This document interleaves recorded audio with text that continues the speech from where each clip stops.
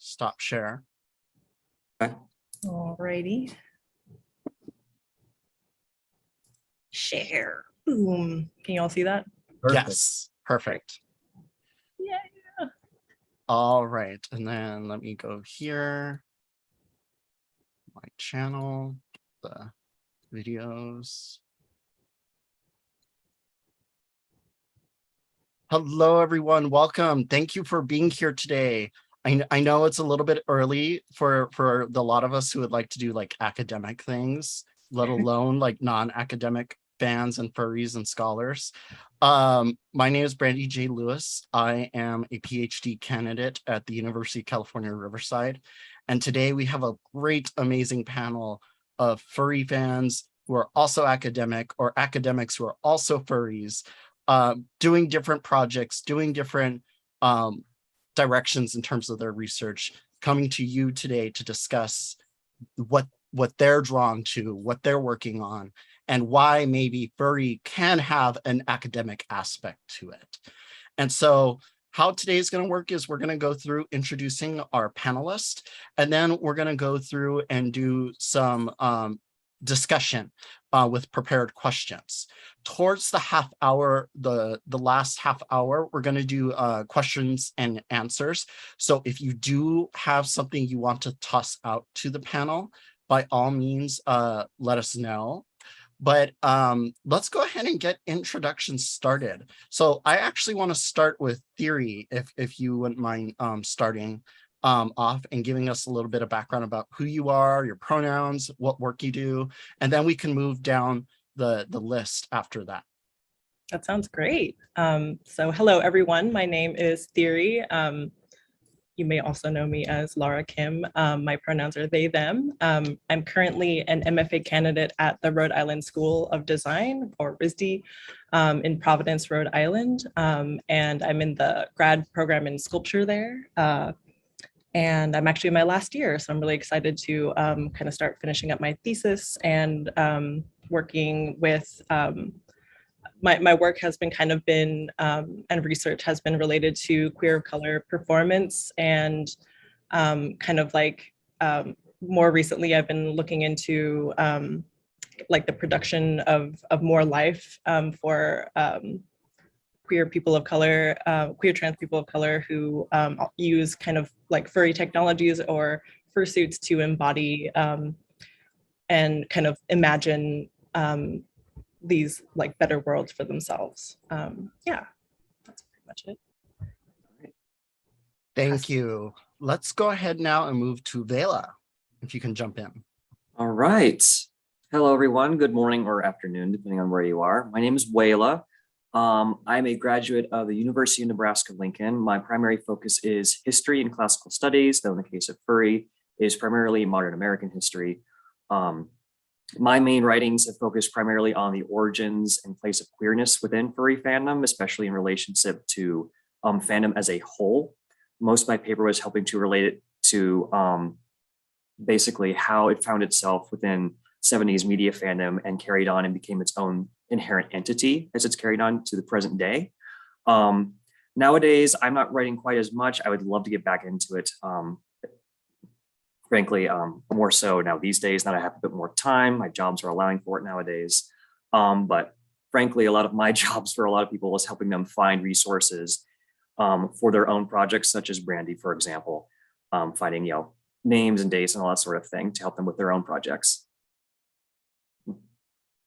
Thank you. And then, of course, we have Hazel with us. Go ahead, Hazel. Hello, can everybody hear me? Yeah, I'm Hazel, and I'm at Portland State University in the School of Social Work. I'm a doctoral candidate, pretty much in my last year, and a lot of my work is focused on, well, queer and trans youth of color specifically, but queer and trans youth of color who just happen to have personas, if that makes sense, and thinking about just this broad question of like, what does the persona do for people like us who are queer and trans people of color? And thinking about movement, working with people like Theory, who have really done work in like when it comes to art and performance, and just thinking about how these things come together when it comes to us as furries, and how does it feel when we put on that fursuit head, or how does it feel really embody our personas and so forth. But yeah, that's where I'm at. Thank you. Thank you for that. Now this is the part where it's like, oh wait, anxiety. Now it's my turn. As I described, my name is Brandy J. Lewis. I am a 5th year PhD candidate in the Department of English at UC Riverside. Currently, I am doing an internship with Special Collections and University Archives as I work on my dissertation looking at the textual history of the furry fandom.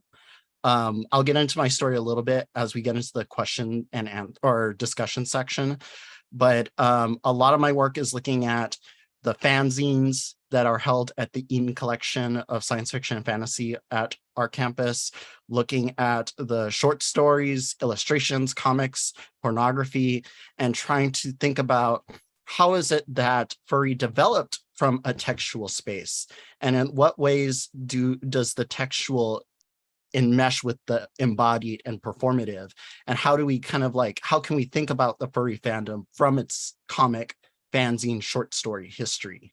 It means looking at a lot of older stuff, looking at old issues of Rowbrezel, Voodie, Yarf, Perversion, and then trying to think of what to say after I've looked at these things.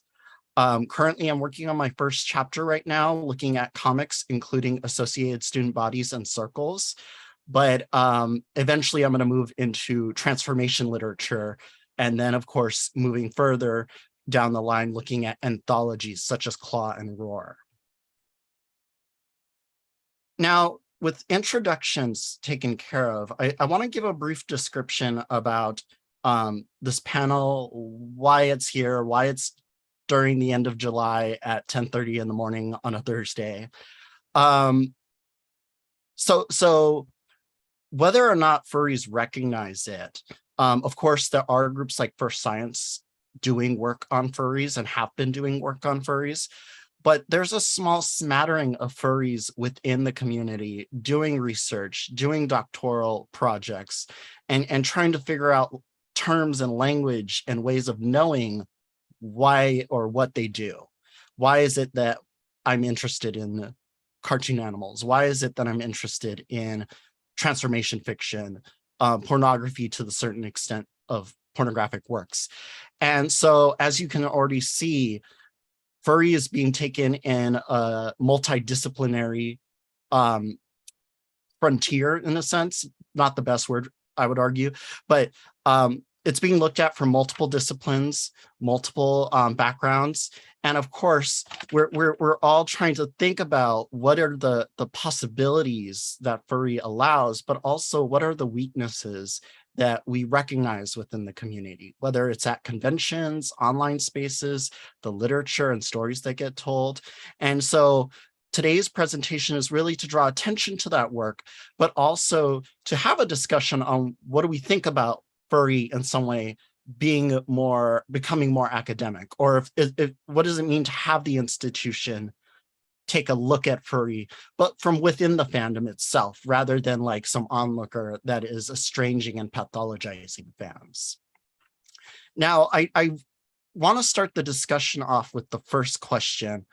We already touched on it a little bit with introductions, but what introduced you to furry at a scholarly level, and what research do you engage in terms of the fandom? You can run with that however you want. Start off from where you started from, or kind of what you're working through right now. But I think it would be nice to give those listening an opportunity to think about, like, where are you engaging furry, and maybe why you got started in that direction. And really, it's anyone's game in terms of who wants to get started here. I can pop in. I think I have some slides up. Go ahead. I'm gonna go for it. So yeah, I kind of am hopefully here to provide like some sort of like art school perspective of sort of studying furry or furry adjacent concepts and theories through visual art, which is something I love. And I found I'm originally from the West Coast, but I've been studying at RISD, which is, you know, on the East Coast in Rhode Island. And it's interesting to see kind of the difference in like the art scenes there and here, but also in like wherever I've seen, I haven't encountered a lot of in these kind of in this world and circles, like folks who are looking at like the phenomenological aspects of being a furry, or like even fursuits as like a medium of artwork. Like it's like sort of woefully understudied, I think, in the circles that I've seen, like this sort of like contemporary art world.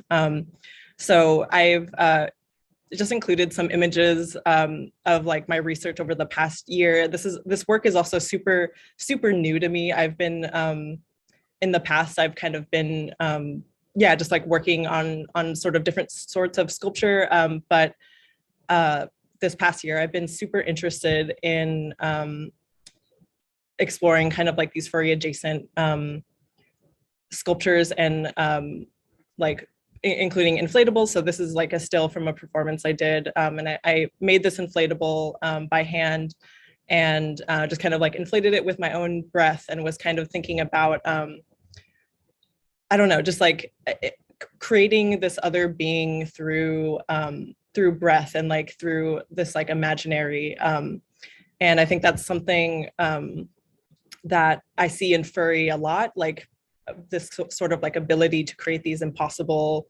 bodies, or these impossible beings, or like this sort of idea of impossibility is also really fascinating to me, as well as like a queer and trans, how queer and trans like embodiments can come out through these like forms and materials.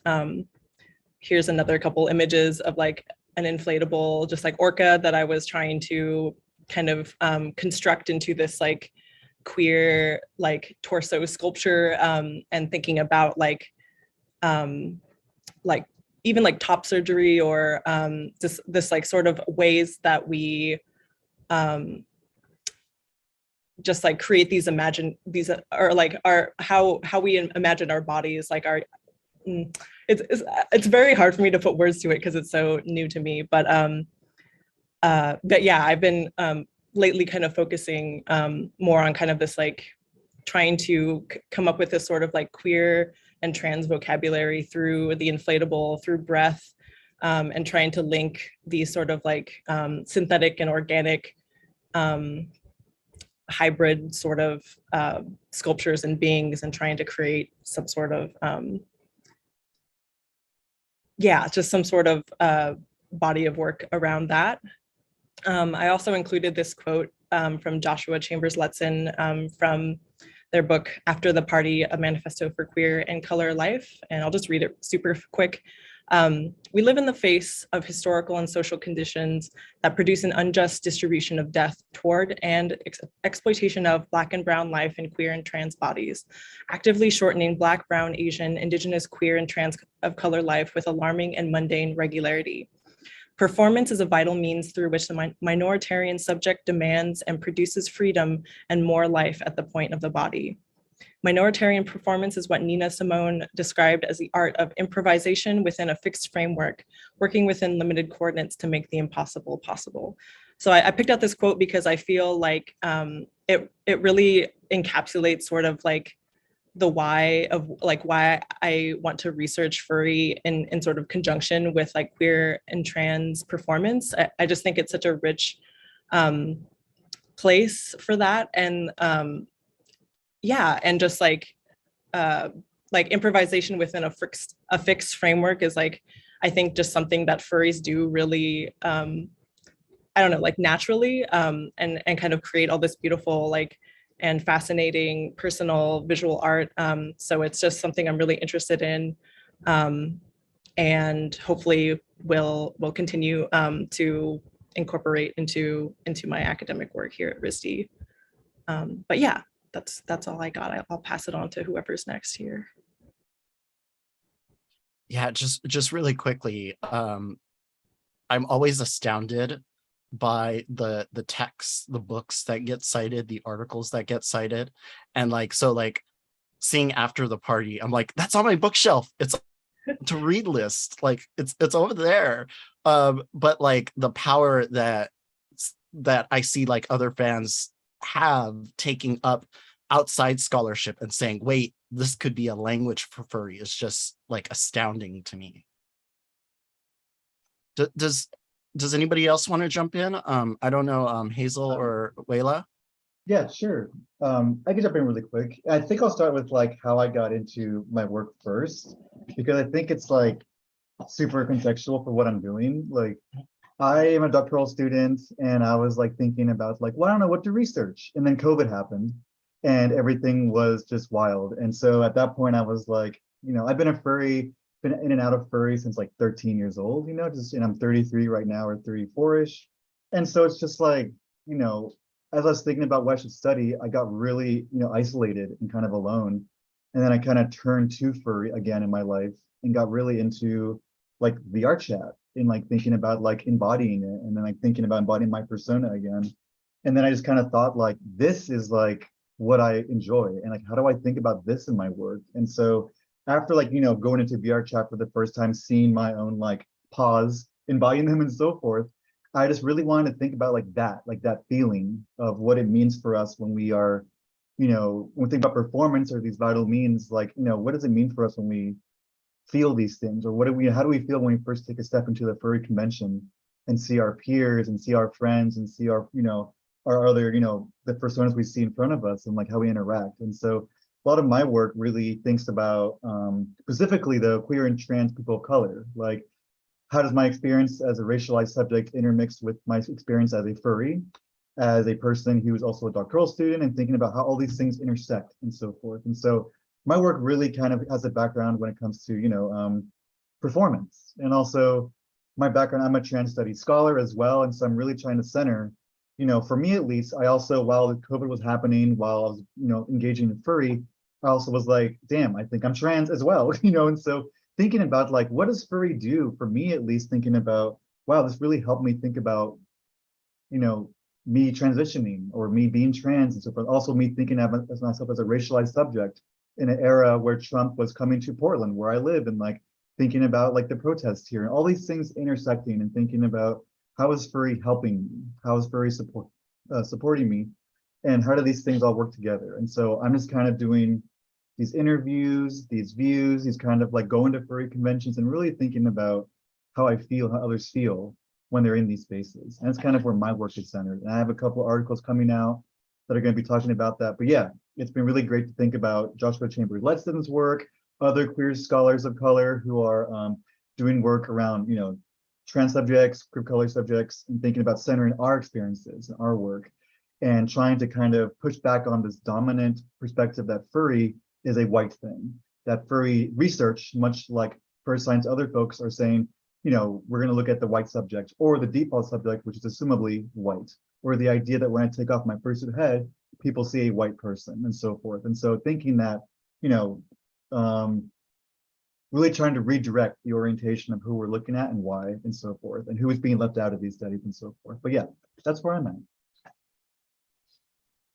Thank you for that. Did you want to jump in, Wela, in your work as a historian and kind of going through the documents online or in person? Yeah, I would love to do that actually. My work mainly got started when Fred Patton passed away. That was actually what caused me to pursue this more thoroughly, because at that point, I had realized that there was no one really pursuing a history of furry fandom, someone who was willing to catalog and record and kind of document, whether it's texts, whether it's interviews, basically things that would help to catalog what is furry and what are people's experiences with it. That wasn't happening when I was starting it. This was back in like 2017, 2018. And so I pursued this. This was during my undergrad. I pursued a paper, which actually I think I have it pinned on my Twitter right now. Basically, essentially talking about queerness in furry and why it came to be in the first place. A lot of my work, especially because I'm influenced by classical studies, have to do with perception and the power within it. Because when furry was originally started, it got a lot of its origins from science fiction fandom, which was majority white men and very straight. That was inherently what it was in the 70s and 80s. And so a fundamental change came about when it moved to the online space and people were able to find performance within furry that allowed them to explore their own queerness where they may not have been allowed to, especially with young college men who were finding this online space and then finding the physical space of conventions to move to. But one of the things that I tend to focus on because of my background is how that perception of this new crowd was seen rather negatively and seen as essentially a corruption of what fandom was supposed to be. And how this sort of perception still continues to this day, especially when it comes to people of color within fandom, because they're become more and more of part of the furry space in the past 10 years, especially with the rise of social media. A larger group is exposed to it. And with that, they've come to become more prominent within this space and express themselves more within it. And so they've had to push back against that sort of perception. But frankly, that's one of the reasons why in the future I would like to do more interviews at conventions myself, is to talk about people's experiences with perception and how they've been seen, whether it's in online spaces or in conventions, and how they've come to not only understand themselves, but also understand themselves contextually within the space of furry itself. That's frankly where I see my studies going for further in the future, because originally I started simply with cataloging what had been with how it started from fandom in the 70s and 80s. But I would like to catalog what is currently happening now so that we have a record going in the future that scholars can study and potentially extrapolate from. Right. And I think, so if you think about like scholars like Lisa Gittleman thinking about print and documents as the no-show function, kind of documents are used to produce a certain subject within society. You could trace how that history has moved to online spaces, simultaneously to larger conventions within furry. Like, how is it that constantly simultaneous textuality, but also performativity, we're always producing furry in new ways that are still tied to those histories in the past? Absolutely, because inherently one of the unique things about furry is that it is so centered on the individual. That is what is unique compared to other fandoms, is that they're based on canon, essentially, of someone else's texts. But furry inherently, while it has an aesthetic that is based around the individual works, and what people are fans of are the works of themselves and others people. And to talk about the cataloging part, one of the things that you hear a lot about, I can think of like New York Times articles as an example, is I forget the exact term, where essentially it's the degradation of cataloging in online spaces when it comes to links, because things just aren't preserved. And that's especially true in the modern age when it comes to online spaces, because a lot of it simply isn't recorded. The same goes for conventions, and you'll see this historically, is that they don't catalog a lot of the goings on at conventions unless it's by one or two individuals. And for that reason, that's why I find it more important than ever to create that sort of record where it may not otherwise happen. And I say that because I'm a historian. That's the sort of thing I like to focus on. Right. And if we could go to the next slide, I want to touch on that just a little bit. So like in my work as someone interested in archive theory, science fiction, fanzines, I got onto my campus like as an undergrad, not knowing what I wanted to do. But then like when I left undergrad, I was like, I want to study furry. Is that a thing that I can do? And then lo and behold, a year later, I got into my program for studying furry and trying to understand queerness of furry. But it wasn't until within the last couple of years where I realized that our archive, Special Collections University Archive, specifically the J. Lloyd Eaton collection at UC Riverside, has tons of furry stuff that was donated by Fred Patton and fans starting in 2005 after Fred had a stroke. And what's interesting is when I asked the processing archivist, Andrew Lippert, like, how did these documents get here? How did Furry get here? He explained that, well, Fred's documents were mostly, or in some part, distributed and given to the archive because of his history with science fiction and anime. Fred being one of the main members of the cartoon fantasy organization that got anime to be arguably what it is today. But interestingly, the furry stuff was not found until the archivists were processing the materials and trying to like figure out what is in this stuff and like, where do we put it? And so when I got into my internship, and I was getting to meet the undergrads who are working in the library, because we have like mostly undergrads working there, along with the archivists and the librarians.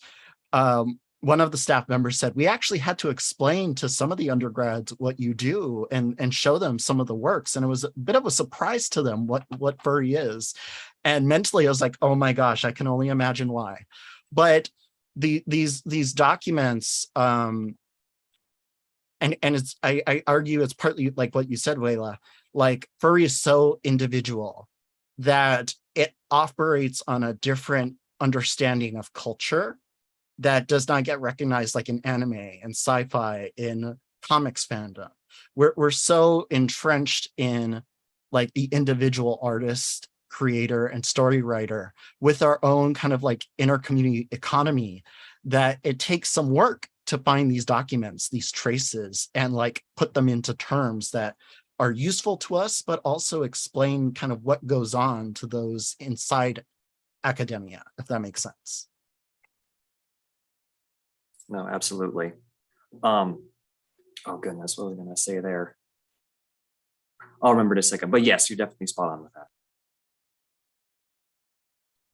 Now, the next question I want to ask, just because we're kind of like tying in all the questions that I have as we're going, but as a fan, as a furry, do you find your work harder to do, easier to do? Do you find yourself in this difficult relationship with your subject? Because on the one hand, furry gets looked at as the weirdo at the window laughing in at society's blunders. And being a part of that space, it's kind of like there's something like powerful about that. Like we hold a position where we understand what we're doing and why, but then there's also that like sensation of like, is this the right direction? Is this what academia needs? Like, where do we sit if anyone wants to start off? I will actually go ahead and start off with that, mainly because my perspective is that being within furry makes it significantly easier to understand, mainly because you're not coming from this outsider perspective of this strange thing that I don't quite understand where they're coming from with it. Because contextually, there's a lot that you need to know before you can truly understand it. That's part of the reason why in my own writings, I start off by establishing a lot of context with basically how fandom started and the processes that it has, because you need to know those in order to understand how furry functions and why it is different. Because if you don't even understand what a fan is, it can be extremely difficult to understand what a furry is, and not just see it as kind of like a meaningless waste of time, because frankly, fans still get that, let alone furries. So in my own works, while I do see and I do understand that people who starting from furry can often glamorize it and not want to criticize it very extensively, I still believe, in my personal opinion, that coming from the perspective of being a furry is somewhat of a necessity. Maybe not entirely, but I would advocate for it, just because you are not biased against it just at the get-go. It's a better starting point to be at as an academic, because at the very least, then you can develop a more critical perspective. Right. Thank you. Does anyone want to jump off that? Yeah, I totally agree. Like, and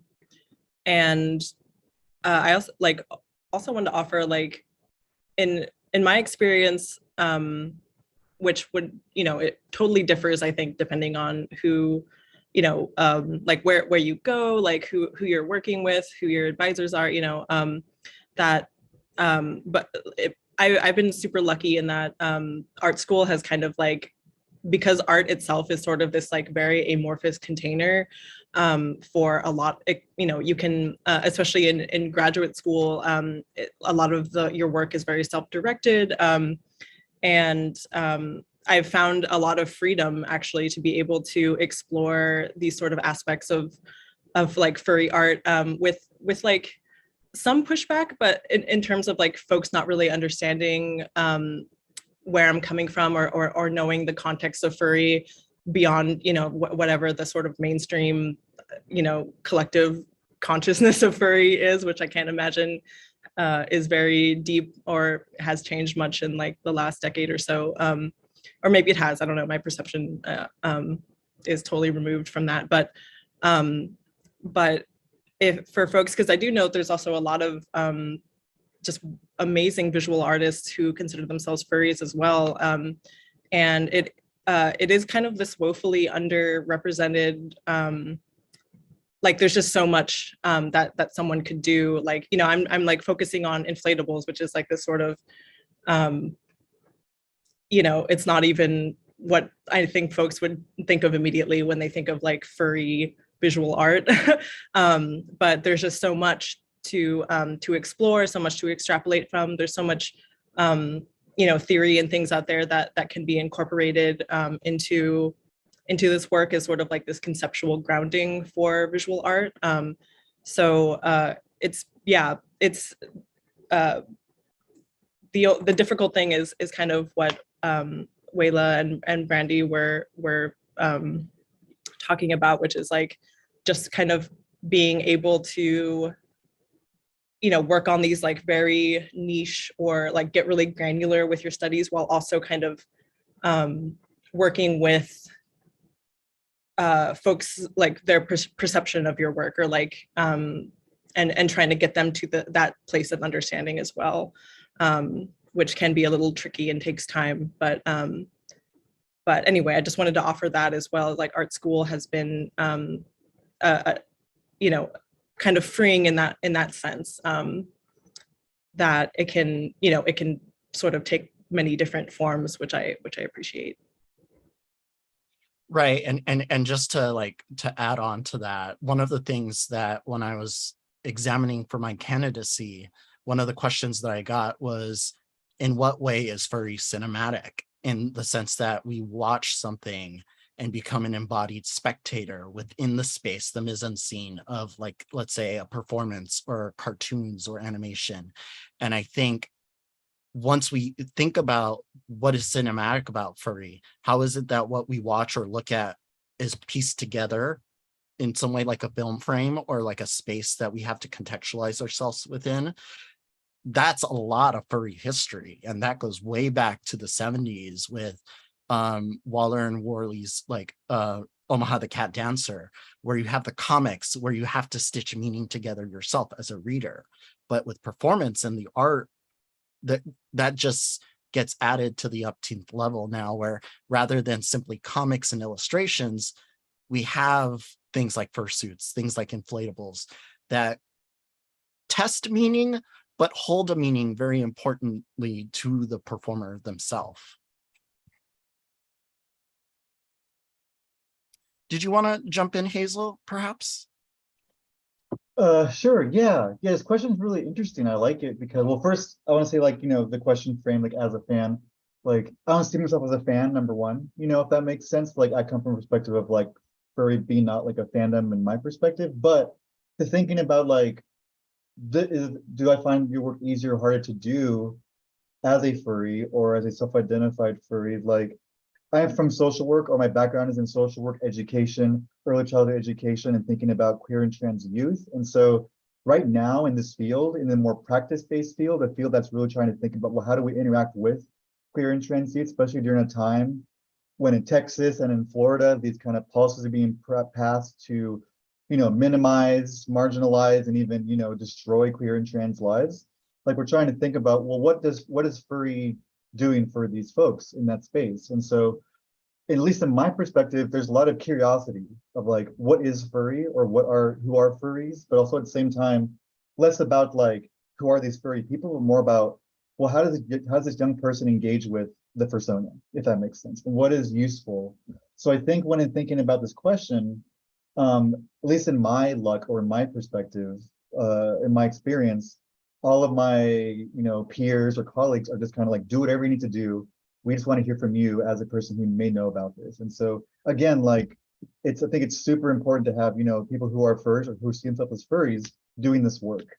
There's been so many things I've read in my literature reviews that are from people who just are so kind of like looking from outside within, and even to folks from a very like liberal leftist, like very like open-minded progressive view that are saying the most interesting things about us in very curious ways, often focusing on our sexualized aspects and so forth. And so I'm just really excited to really think about, as a furry, like it's just easier for me to really think about, I'm trying to engage more with, just the basic idea of like, what does it feel for me? What does it feel for all these folks trying to, fit into their fursuit, embody their VR avatar, or even draw and so forth their persona, and thinking about, even during my interviews, it's so fascinating to think about historical context too. So many interviews I've talked to folks where they just keep on describing, oh yeah, when I first read Associated Student Bodies, or when I first read Circles and so forth, and thinking about like how that contextualizes their curiosity into what it means to be queer or trans, what it means to transition, what it means to be in these poly relationships,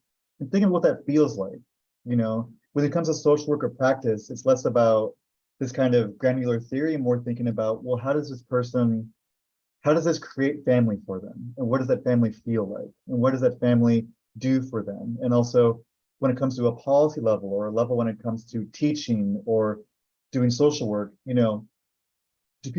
are social workers and educators actually understanding what furry is? Like, for example, I had thinking about this work and how it's easier for me, like teachers will come to me and be like, my student is drawing animal characters.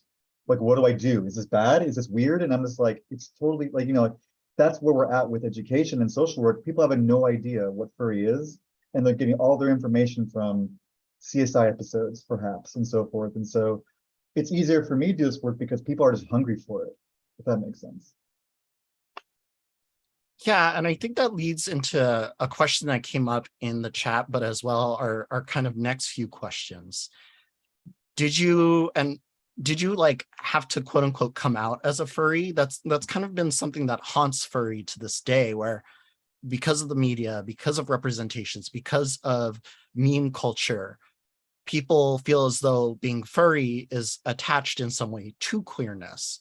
But do you feel like when you started working on your projects, did you feel there was any hesitancy on your part, or maybe like you were going to be seen a different way?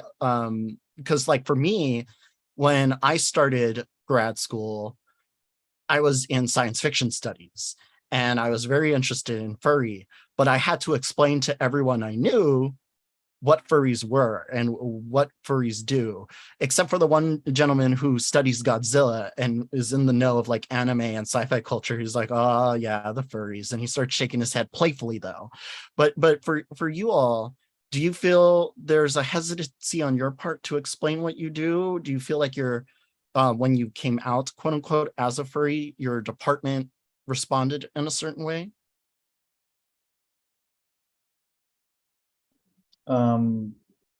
Like I'll be really quick. Like when I proposed my dissertation like idea, I like brought in my fursuit head and was like, I was like, it was in a way like me coming out to them. I was like, yeah, like this is what I'm gonna be doing. And so, but it was hard because I think for so long, it's almost like they knew first before I did. Like I was like trying to hide it. I was afraid, but they were all like, we get it. Like I think we know what you're doing. But I think it was like, it just depends. Like for me, um, I don't know, their response was really positive. They understood. I'm lucky. A lot of my community that I'm with, my advisors, they're all queer or trans people, and they kind of are like, or they have children who are kind of dabbling maybe in furry, maybe in warrior cats, maybe in this kind of world. So they're kind of like, oh, I get this kind of. And so again, like, coming out to them as a furry, or even coming at them as trans too, like it's been really supportive. And I felt lucky in that way, where they're kind of like, wow, we love this, and they're just kind of curious. But it was hard at first to really convince people to even explain to them what a furry is, because I've had many meetings where people are like, oh yeah, it's that sex thing, right? And I'm like, well, hold on, like, kind of thing. But I think I'm always having to translate. It's always a translation process with folks who are not in the know or who are not maybe like thinking about my work. And I'm always, when you're in it, I think all of us have done this maybe with our advisors, like having to constantly over and over translate what furry is and what this means and so forth. But yeah, that's kind of where I was at with that. Yeah, does anybody else want to jump in off that? Oh yeah, you can go ahead, Theory, if you want. Oh, sure. I'll just real quick. I just wanted like echoing all of that too, and like yeah, like just to share a little bit of my personal experience. Like when I applied to art school, I was using like my previous kind of work is more centered around like this kind of like Asian like subjectivity. And I was using like a lot of or like mixed raceness as well. Like I was using a lot of materials from like grocery stores and stuff. So like very, very different than the work with like inflatables. And I'm hoping to do some like kind of like fursuit performance stuff as well. But in a sense, like I haven't like kind of come out to my department yet about this sort of shift in my work, but I've just been kind of doing it. And like I think having that confidence and like having the sort of like at least for me and like the school that I'm at has like they place a lot of or I mean like I think that they're very interested in sort of like queer theory and things like that. And so like I think being able to speak their language and like incorporate those like concepts and theory into the work. So it's not just like, you know, I'm just making fursuits or whatever. And they're like, oh, what's that? Like, there's like kind of like keeping that kind of like at the forefront of when I'm describing my work to others, I think really helps. And like, also just like the fact that there are more and more furry researchers, like, you know, pursuing these studies, I think actually really helps as well. Like just being able to collectively draw on each other's work and like, you know, like it's sort of like, I mean, like we're sort like, not that it needs to be legitimized or anything in the eyes of the institution, but it definitely helps to have this sort of community and collective work. Like everything that everyone's doing helps like just sort of build this this like, I don't know, this like just collective grounding of research, theory, concepts, visual arts, everything. So I think that's I'm super grateful for that and hope that there'll be more of that as well. And also just like one final point, like just being okay with people not getting it too at first, you know, like it takes time to describe these things. There's you know, we have a lot of you know, just like depending, like some studio visits I've had, like people were just like very caught up on like, they're like, oh, this is like a weird sexual thing, right? And I'm like, well, that's a part of it, but like, that's not what I'm, you know, there's so much more to it as well. And it just kind of takes time to sort of, you know, broaden the horizons a bit, you know, especially when it's a lot of work that maybe traditionally hasn't been done or seen, or like, you know, when people look at or think about like furry art or furry, you know, they think about like stuff on DeviantArt or whatever, you know, or like just like the layman kind of perception of that. And that's, you know, that's part of like, you know, people are at where they're at, and it takes time and it's totally okay. Like, and as long as like, I think the most important thing I've learned is to just like keep going, keep following that sort of intense interest that you have, because that passion will also shine through, I think, to people. And like if you have like, if you really care about what you're working on, and it comes through. So I think yeah, that's been my experience. Thank you. Vela, did you want to jump in there? Yeah, I don't have quite as much of a story for mine, mainly because I never really came out to my history department about this. The main person that I actually talked to, and actually, I actually did get credit for my paper that I wrote about furry history through this person, was the head of the gender studies department at my university. She was very supportive of it because I told her that I was just writing this in my spare time, and she said, "Hey, you might as well get it for college credit." And I said, "Wait, I can do that?" You know, so that was fun. But talking with her about that sort of thing was very much like, it was kind of a earnest misunderstanding, because she would show me Snagglepuss Chronicles or some other mainstream animal person comic and say like, "Is this furry?" And I said, "No, it's not." But she was like, "How do you tell?" And it's just like, I found it really hard to describe at first because I just kind of like, I was like, oh, you just know. But it's like, wait, it's not within the social context of furry. It doesn't have the same artistic motifs and the same purpose, relying on people's identities, about relying more on their expression through a comic, for example. And so explaining to her was kind of an enlightening experience, frankly, just trying to talk things through because it helped me understand it better. Which I think is ultimately a positive experience. And that's usually what happens when I talk to anyone about me being a furry. It doesn't happen super often. And frankly, it doesn't happen as much as I'd like in academia. But frankly, it has usually been a positive experience for me, thankfully, because they've just been curious. They understand, like, oh, you seem very interested and passionate about this. Why is that? There's usually some kind of interest in understanding the why. And as an aside, I was noticing, who was it? Verslinks in the chat was talking about starting a furry club at their university. I actually did help that. That same professor was willing to sponsor a furry club for all the freshmen that just showed up one year, all at the same time. There's about 10 of them. I was one of the only furries on my campus, and then they showed up. And I was like, need help with the club? Here, go to this person. And she's like, yeah, I'll do that. But that's about the limit of my experience with it. Thankfully, positive. Yeah, and I think this goes back to our discussion on what was it? As fans, do we find the work easier or harder?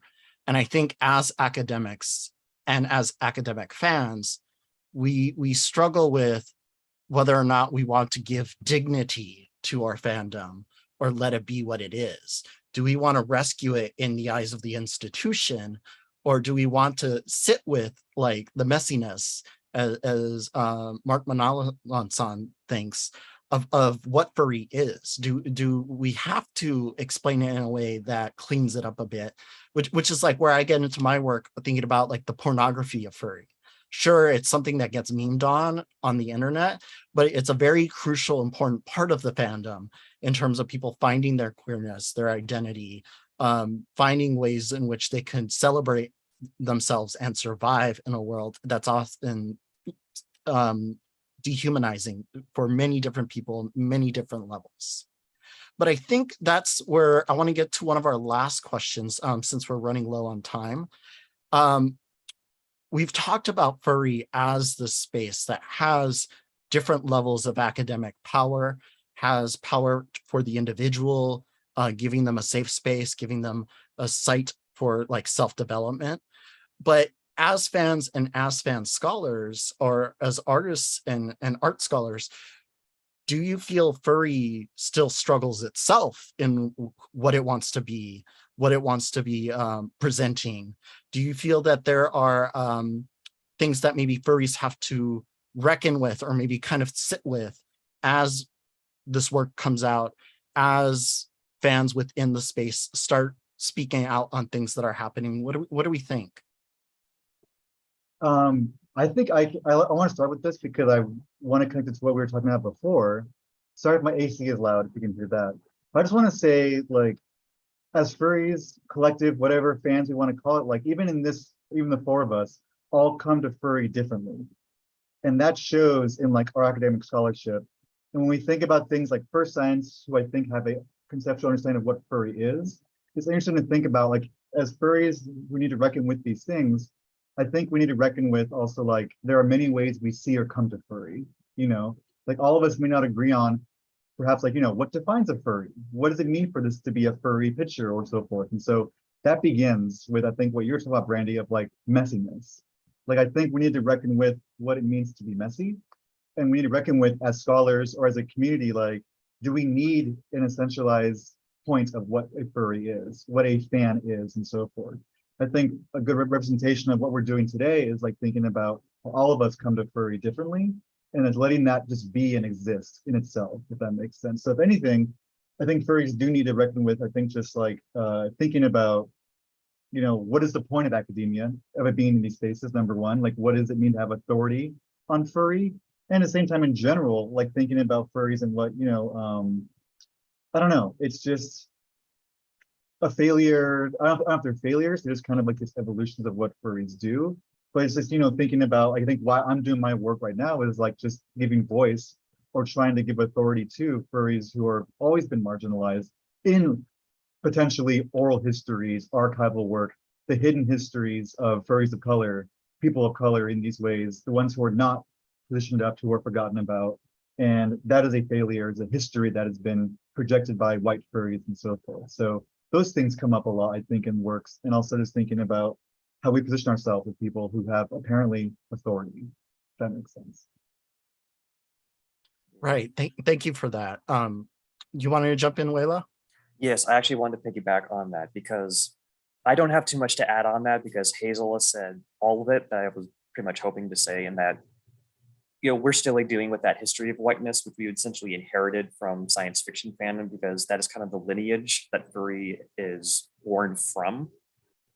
For the simple fact of the matter is that a lot of that history dealing with people of color or trans folk or anyone of that matter simply was not recorded, which is why it's so hard to study for me, still going through the 70s and 80s, for example, because it simply does not exist, which is why I find Hazel's work so important, because actually wanting to catalog and record and understand, bring those voices up, is frankly the most important thing we could be doing right now. Like that's the sort of thing that I would support the most at this point in terms of modern furry history.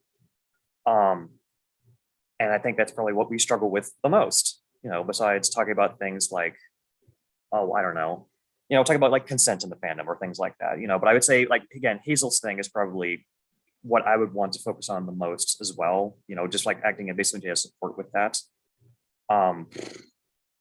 Yeah, no, I mean, again, she said it best herself, so I can't really add too much more than that. That really is the key for it.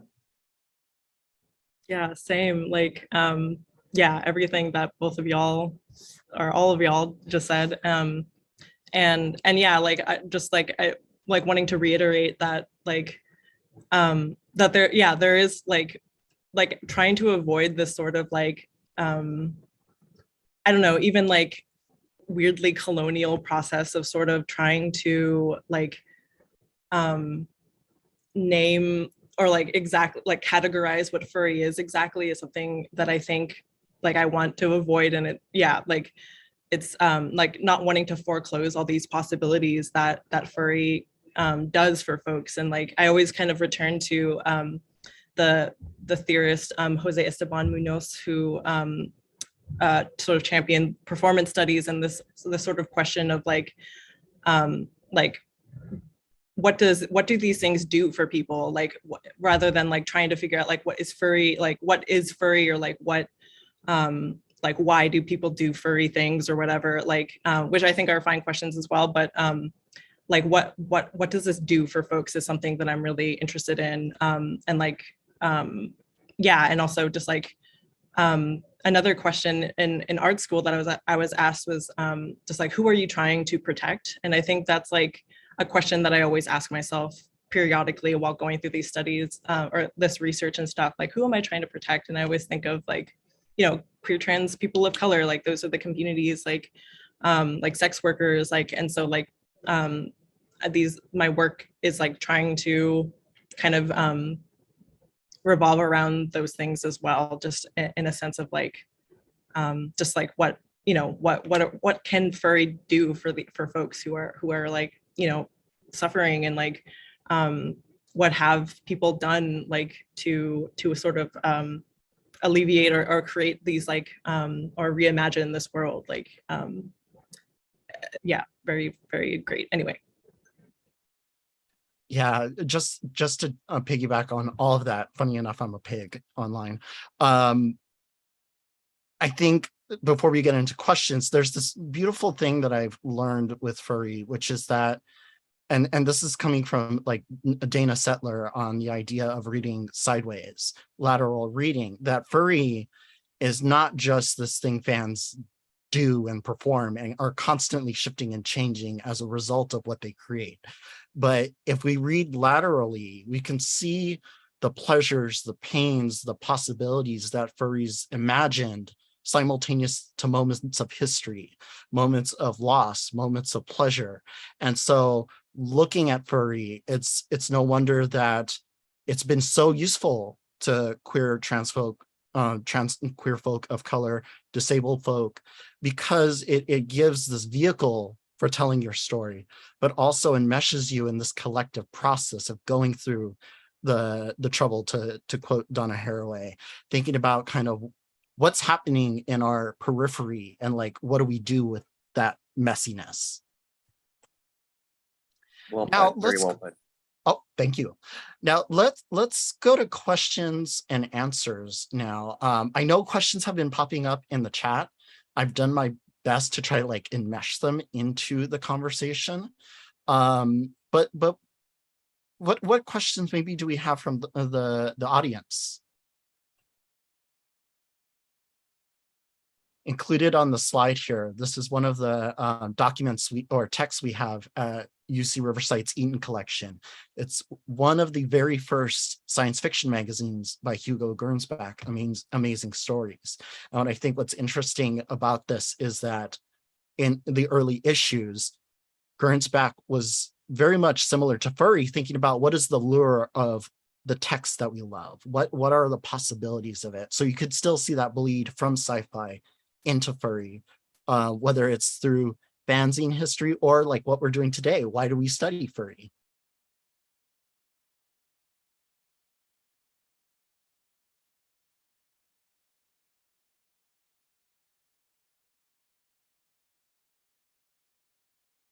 Let's see. So feel free to post questions in the chat if you have any. And also, there's a couple of these slides I didn't get to, so I'll just kind of show what you have here too, because these are just great images while folks are thinking of stuff.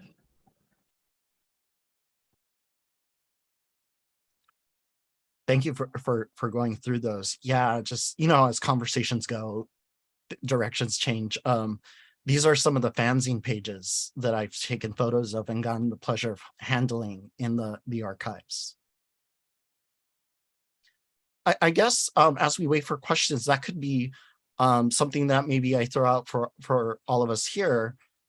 What do we think of in terms of like archiving Furry or doing the history work with Furry?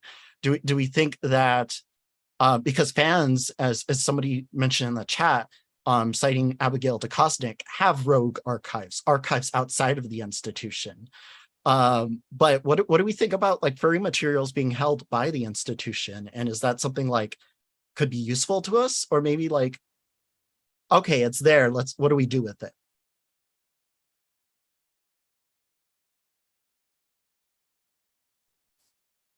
Oh goodness, that depends on a lot of things. Because different institutions do things differently, naturally. It depends on how accessible they make these materials and, more importantly, what they end up doing with them. Some institutions, depending on the material that they have, will simply hold on to it and they will just have it in an archive and it will sit. And they won't really do too much with it. They won't make scans. They won't do anything else with that. And you have to, one, know it's there, two, request access to it. You know, and that's to say, like, yes, you could theoretically can access material and do use that for studies, but unless you are actively helping to make this known knowledge, it doesn't really prove to be that useful. So what I find more useful, if an institution is going to collect knowledge of this nature, they need to, one, make sure that they are having scholars to actively create materials from it. You know, so they're writing papers, they're studying it, they're talking about it, you know, they're bringing it to people's attention.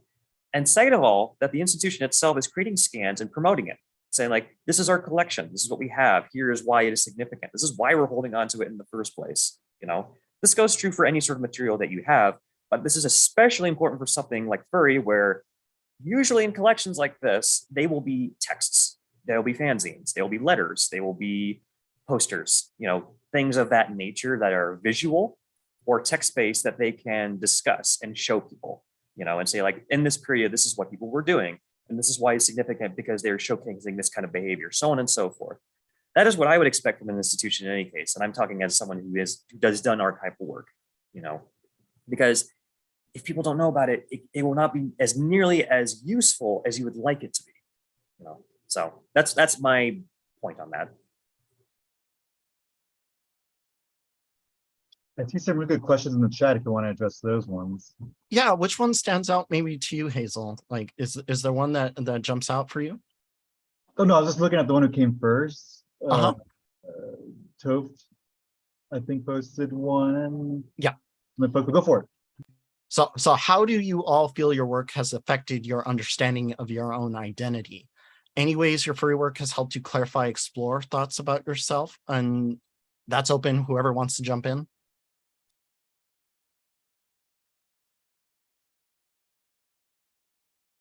Yeah. Sorry. I think for me, like, wait, how has my work is so personal, I think, if that makes sense. My work is like so much about myself, also about others, but it's definitely, my work almost made me trans. As weird as that sounds, I was like, oh, I'm gonna do this work. This is fun. Esteban Munoz, Amanda Lanson, all these queer theorists of color, like all these people I look up to. I'm just interested. The next thing I know, I'm like, I'm just like queer and trans, and my work has really helped me, like, and also like forcing myself to really, like, live like in my work and in my personal life just furry 24/7. And that has really helped me with like just me being myself. Now I consider myself like the most trashiest furry person I know, because I'm just like, it's really helped me really clarify and explore like just my own, how I can come to this work and how I come to being a furry. So I don't know, it's been like amazing. Academia, or just this experience, this excuse to really work on furry is really just an excuse to work on myself. And I'm glad that it's kind of worked out that way, because then I get to meet amazing people, be with amazing people, and know myself in ways that I think are super interesting. So, but now I'm like a bunch in debt, so it's a good trade-off. That's Oh, yeah. definitely a mood. Oh, Sorry. Go ahead. Fine Chalet paid for my fursuit, or is going to pay for my future fursuit. So do that if you want. I love that. Yeah, the college debt is very much a mood. Oh my goodness. But I want to say I'm very glad that your experience with finding your identity through this is similar, because my studies literally made me trans, or figured out that I was trans, I should say. Because first of all, when I first started, that this was like late 2018, I said, you know what, screw it. I'm going to go to a furry convention so I can meet people and talk to them about this stuff. And by the time I finished my paper, I realized, oh wait, I think I'm trans. Shit. And it was certainly a shock for me. It certainly helped that I was talking to a gender studies professor about this sort of stuff, because they were continually questioning me in like terms of their own studies, which is helpful for my own stuff. But having some sort of context to what I'm a part of and what I experience within it, the fact that it's so based on individualism and performance, and the fact that it is a social group that I am taking a part of and experiencing with other people, and basically experiencing their own performances through this medium, if you want to put it that way, has helped me understand and appreciate myself more, frankly. Like, it has definitely clarified my own thoughts about kind of what I look for in life, kind of what tends to make me happy, simply put, because furry is fun. This is the sort of thing that I find a lot of value in, especially when it comes to meeting other people and sharing experiences with them. I think that really is the biggest thing, is that, life with fandom in general, furry is a social thing, because we want to share it with other people. And it very much introduced that to me, and as aside from my identity, has assisted in that as well. And that's fairly significant, I would say. Absolutely. I'm just kind of echoing what has been said already. But yeah, I think like for me, like I come from kind of like a low income background, and go like still having like, a lot of privilege to be able to go to higher education, which I'm super grateful for. But like, so like honestly, like studying and going to college has also been kind of a mode for survival as well, because it allows me access to like student loans, for example, like being able to support myself, kind of through these ways. But So being able to study these things also in academia just makes sense for me, and also is really like the only chance that I get to really think deeply about these things, other than, like the break. I took like a 5-year gap between undergrad and grad school, and it was just, just the capitalist grind, and like that is just, it's just not a conducive environment for really like being able to sit down and think about things. Yeah, so I really owe it a lot to like just having the space, even though it's kind of like, the academia is kind of just holding me for now, like, and soon it won't be, but just being able to have that space to explore like identity, affect, like it's all, yeah, it's definitely, I mean, getting into visual art in the first place was a way for me to kind of like understand and reconcile like my queer mixed race identity to begin with. And like, I'm really grateful that I'm able to like continue to do that in these like different exciting ways, and also bring in to study things that I'm interested in, and can like be able to draw on this sort of community of visual thinkers and makers. Great question, but yeah, thank you for all those responses. Jumping from like these last couple of responses, there's a question that I think really stands out, which is, what do we think about that tension on working with Furry between mystification and clarification? And like, so ASCII in the chat poses, a lot of y'all are focused on archiving and demystifying the history of Furry. Theory brought up how Furry takes many forms and is kind of shapeless in that way. What do we think about this? As we've just described, Furry has been useful in helping us find our identity and kind of help us survive through academia for one, but also like life itself. But what about this tension between sitting with the trouble and the messiness of Furry, but then trying to as well clarify it? Where do we sit with that? I think a good example I can use, and this is just, it's an interesting way of phrasing it, but I compare it to something like Zen, where it's not about so much defining the thing, it's about defining what it does. We talked about this a little bit earlier, Brandy, but we don't necessarily have to clarify what Furry is, because you cannot define every single aspect. There's so many ways that Furry can be, essentially, and we don't necessarily have to clarify it in the sense that we define what Furry is, but we can define what it is that it's doing, why people are into it, and kind of the context around it, God, I'm trying to think of more specific examples than that, but that's kind of how, in my own mind, I relieve this duality, in that I bring it into a oneness. It's kind of, it's not how a lot of us might not be used to thinking in those terms, but that's how I kind of resolve that at the very least, because it is so focused on individualism, we can focus on all these specific examples, even though there might be like a one definition for the whole. It just, through all these different examples, they were able to find clarification, even though you still have this mystification, quote unquote, or really this kind of, I would think messiness is frankly a better term, because it is messy. Humans are messy. But that's an okay thing to deal with, because that's human nature, and I see that a lot, for example, when I do my own studies in classics, dealing with, the 4th century, for example. There's just a lot of messiness when it comes to religion, for example, and how people, saw gods. The same goes for how people see themselves and how they perform in Furry. There's so many different ways to do it, and that's okay. That's what makes it so unique. I think this question hits at like ethic, like my own ethic of how I approached my own study. Like, I don't consider myself a scholar on furries. I don't consider myself studying furry.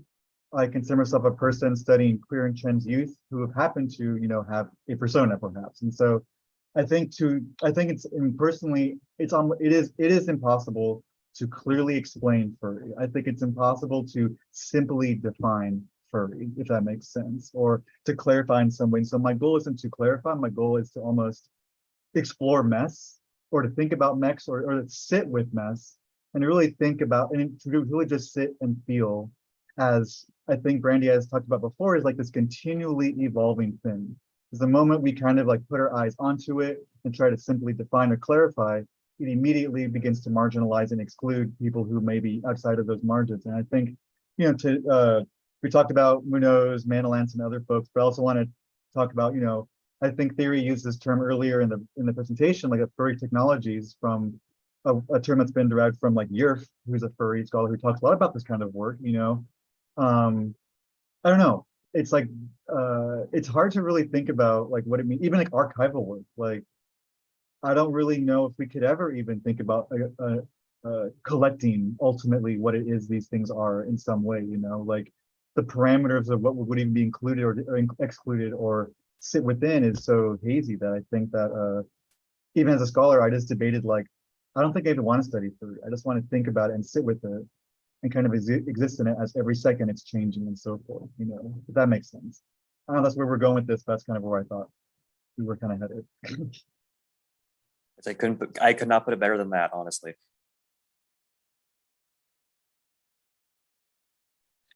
If Laura or Theory, if you could go to the next slide. Yes, right there. So one of the things that I sit with as I'm trying to handle, and this touches on like another question that came up, which is like, how do we deal with the mystification or clarification of furry, but also questions of like racialization and race within furry. And I think, so it was put out on the Ash Coyote's documentary, The Fandom, that Ken Cougar Sample was somebody who started the practice of using personas as this way of representing the self. And for me, I'm thinking about all the ways in which furry is like, there's this powerful way of thinking about Blackness within furry, how it cannot be explained or taken from others. And yet there's this possibility and potential there that Black furry fans can utilize as they find spaces for survival. And so like thinking about Cougar and how in early sketches, there's no real comics where there's a linear narrative from one panel to the next. Cougar does illustrations, and part of that is looking at the character, seeing what it means to be furry and to kind of exist in this space. But also there's this inaccessibility we have with the character because we can't access or explain what this person or character is. That's up to the creator themselves to either let us in or not. And so there's like an opacity, I think, to the work that Cougar really brings out. And I think we often forget, like, furry was made in alongside history, and yet these practices get consumed within the idea of furry, when in actuality, like, these are survival strategies that a lot of people use and have used for centuries, decades, however we want to describe it. But I think Cougar's work is a beautiful way of thinking about how do we explain furry, but particularly furry from a particular subject's experiences in history.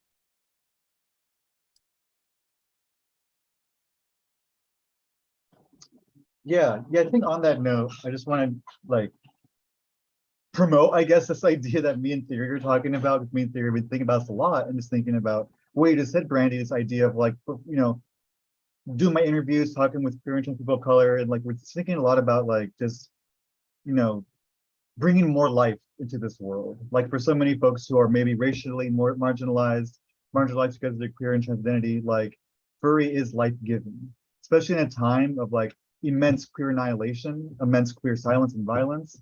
Like in my experience and my research, like youth are going to VR chat. Youth are going to furry to have a life that is more livable. So if anything, furry is this thing that we're seeing that, in our history, in our archives, but even as now, the influx of politics that are happening in this world, people are going to furry to live as what the theory would talk about, impossible lives, or lives that people were thought would be impossible before, but now are possible through furry, if that makes sense. So thinking about Ken Sample or people who are now, like, what's so exciting to see how we are each coming to furry, but how we each are giving ourselves more life in this time when we are so excluded of life, if that makes sense. So yeah, I just wanted to put that in there for fun. No, that absolutely does. I mean, Oh goodness. I think frankly, if there's anything that's missed in terms of how does furry make you feel, the context of it, that like just the outsider perspective doesn't get, is that specifically, is that it literally makes it more livable for you, you know? And that's arguably probably like one of the most critical parts about furry in general, is that it is that performance and identity through that creates a sort of environment for people, you know. And frankly, there's even some people within furry that don't necessarily even realize that's what it's doing, you know. And yet for a lot of people, especially for people who are, you know, people of color, that is a lifeline for them. Having a group, having a community, having a place where they can just simply exist and be themselves, you know, like that is arguably like the core, the critical piece. So yeah, Hazel's definitely on point with that. Yeah, and just really quick, like just type into Google anytime. Just type into Google "furry saved my life," and you'll see so much on that for sure. There's so many examples, like, oh my God, it's kind of amazing.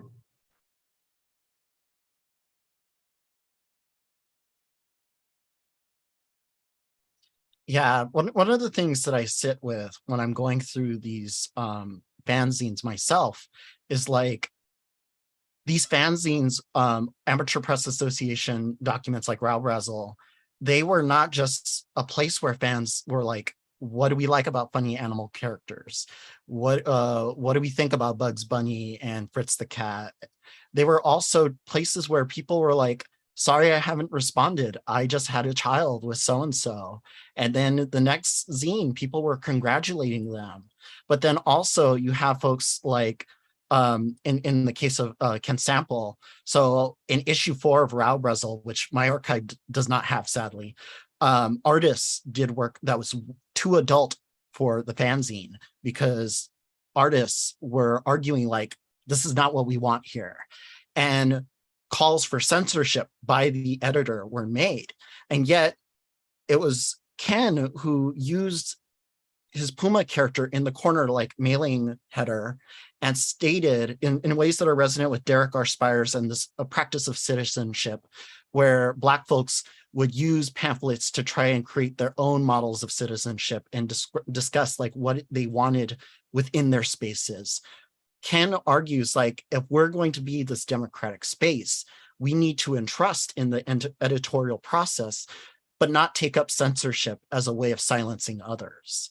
And so there's all this power and way in which the fanzine now blends in very messily, but also powerful ways with today, where sure, you have Twitter, you have all these online tools to use, and yet constantly furries are A, practicing fandom in their own way, but then also B, trying to imagine what is a better way of doing fandom, what is a better way of doing furry that continues to consider those who are disabled, those who are of color, those who are queer or trans.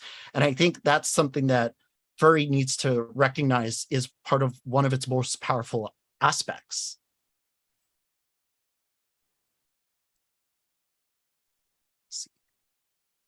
Now we have time for probably one more question. Let's see.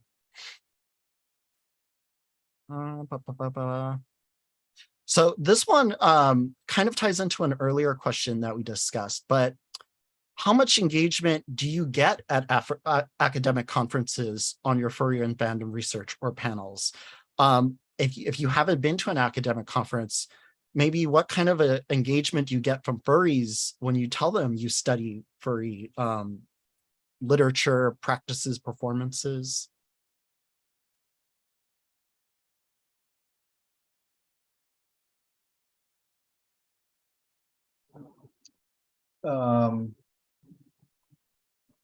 Conferences. I presented some conferences. It seems good. It seems fun. I'm like, yeah, great. You know, furry. Everyone's like, that's fun. And great. But you know, it's been great, I think. And even, you know, me and Theory are actually presenting on a panel at ASA, American Studies Association conference, and later this year in New Orleans. So it's like it's starting to kind of happen, if that makes sense. But recognition seems to be happening in some way, even getting published, conference, whatever. Like it's happening, I guess. But that's just in my own experience. What about y'all? I'm pretty new, or like I feel like I'm still pretty early on in my academic journey, so I don't have a lot of experience with it yet. With yeah, kind of like conferences and whatnot. But I have noticed, at least with just kind of observing, that folks like yeah, like usually are at least like kind of in the circles of like that I've seen, like in sort of like queer scholarship and whatnot, like people are definitely open um to learning more about it, because there is something also just about furry, and like even like visually and the aesthetic, like certain aesthetics of furry that are just very um striking, like visually, and like the ideas and concepts around it are very like just interesting, to like even folks who don't know about it or have misconceptions about it. So I'm hopeful that we'll see more like kind of work and presentations and stuff that are addressing furry directly. Yeah, my experience is limited, but I have been to at least one or two. The main one that I'm thinking about right now is a fan conference. It was also hosted through Zoom. This was during 2020, during the pandemic, I believe. Um, and they were fairly receptive to it. I mean, I was the only one talking about this. A lot of them were talking about a wide variety of different subjects. So they were most definitely open and accepting to having this sort of presentation.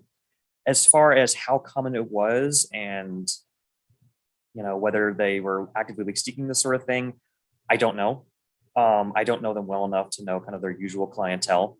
But as far as I could tell with that particular conference, my presentation was well received. I mean, they seemed to enjoy it, and they had plenty of questions for me about it. So I can only say so much, but I seemed well received, and it was fairly positive in my own regard. So. Right. I think for me, I've mostly spoken at science fiction conferences, conferences where I can talk about like animal studies. And anytime I bring up furries, it's a mixed bag between one or two questions or silence, because not a lot of people know what furries are.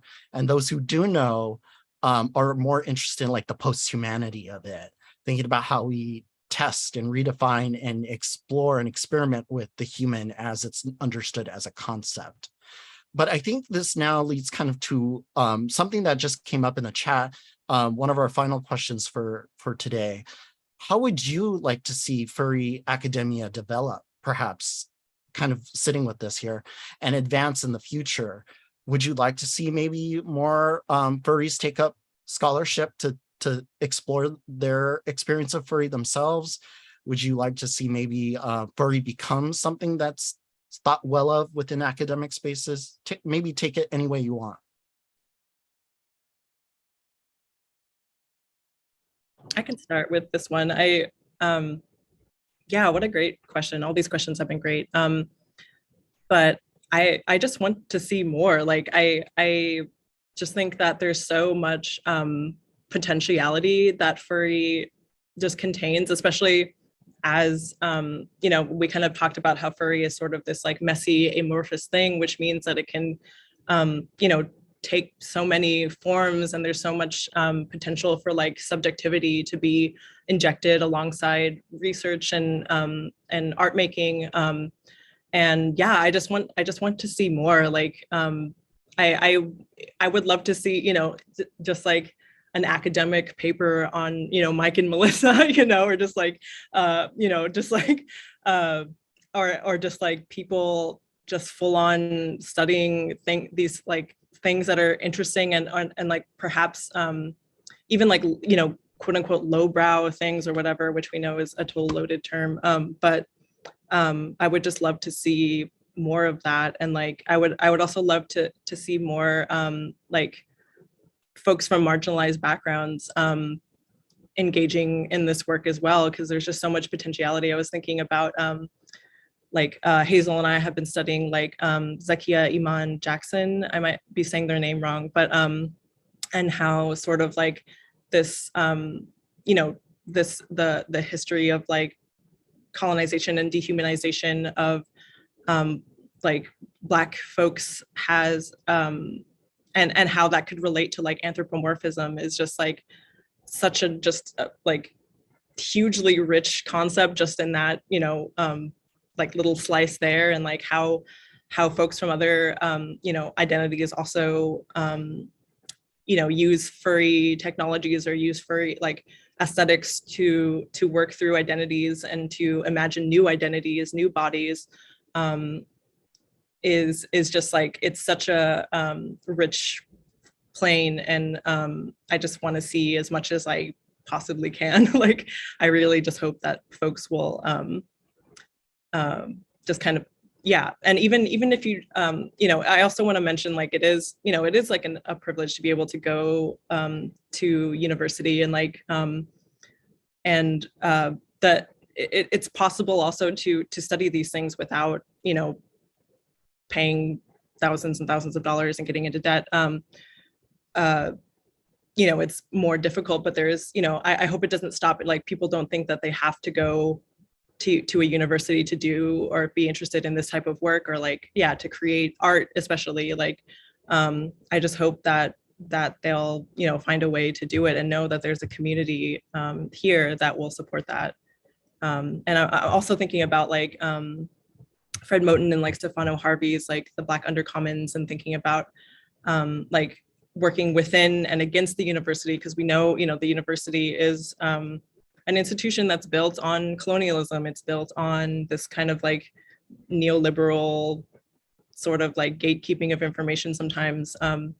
And, you know, it's something that we have to contend with as academics, and something that we're, you know, just like, it's a complicated thing, but I think, yeah, I just encourage folks to, in any way that they see possible, to engage with it, because you definitely can, and there's definitely space for you.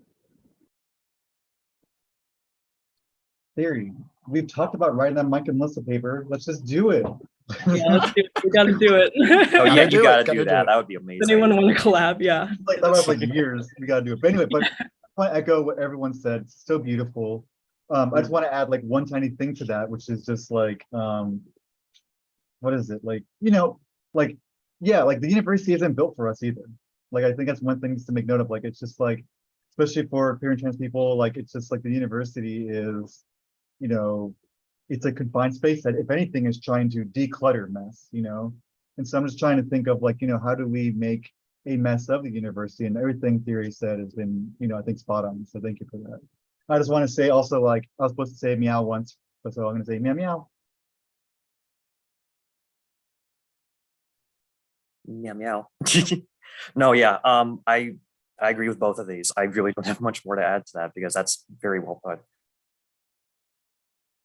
Now, thank you all, of course, panelists, for your time today. Thank you for your amazing thoughts, for sharing this, for getting a chance, of course, to think with Furry. I think it's a beautiful chance that, like, out of the pandemic, which is still going on to this day, like, it's still a thing, we found a way to work through it and to like take care of ourselves by existing within the space that is Furry in a way that we find potent or powerful for us. Before we go, however, the chat would love to know, where can we find you or your work online? I would say maybe drop your Twitter, a website within the chat. I dropped my Twitter. But yeah, just let the chat know where they can find you. Yeah, no, I have a Twitter. I've posted in the chat. It's Vela Aurelia 64. My pinned tweet has the main paper that I've written in it. It should be on Dropbox. So if you have trouble accessing that, let me know. Otherwise, I'm freely available. I'm always happy to talk about anything history related. Same. I posted my I'm just himbo theory on Twitter, and also down, feel free to DM me yeah, about any questions or anything you have. I'm an open book. Yep, I put myself in the chat. Really Tired Cat on Twitter, my website. Feel free to DM, contact me if you're a queer and trans person of color. I'm also looking for more interviews, so come on by. I got so many I want to talk to you. Other than that, yeah, Thank you so much. And before I close this out, I do want to thank the University of California, Riverside for allowing me to show and share photos, scans of the fanzine and fan magazines shown here on the slides. The Eaton collection is a public library or special collections. So what that means is you don't have to be a student to look at the furry materials you've seen today. You don't have to be a student to hold a first edition Fahrenheit 451 covered in asbestos. Like, you can go show up to the reading room and they'll help get you set up, and you could spend an afternoon or even a day looking through patents papers, old furry fanzines. We have the first issues of Row Bristle there. And so if you're local to Southern California and you want to look at some furry history, by all means, take a chance, drive by and visit special collections. My Twitter is Brandy J Lewis. J is Jay for my Twitter username. By all means, if you're curious about studying furry, if you're in academia and you want to know more about the archives that the Eaton collection has, or what it maybe might mean to study furry, by all means, send me a DM. I'd be happy to respond to you. But thank you again to our lovely panelists. We have Hazel, Vela, and Theory here. I hope you all stay safe, stay cool, because summer is summer. But also keep doing the good work, keep putting your voices out there. I think as academics, whether we're in a university or not, we have a way of showing the community that what we do matters and what we do has history behind it and some political connections. And so by all means, keep doing you, keep working on those projects. And I'm going to be looking for that paper, Hazel and Theory. I'm waiting for it. You got it. And also shout out Brandy. Thank you so much for organizing this panel and just doing an incredible amount of work to make this happen. And thank you to everyone in the audience for showing up with so many great questions and engaging and just, yeah, being interested in this. We really, really love to see it. Yes, thank you. Thank you so much, Brandy. Thank you, everybody. Yeah, thank you, Brandy. This was excellent. Thank you all for coming. Have a good afternoon, everyone.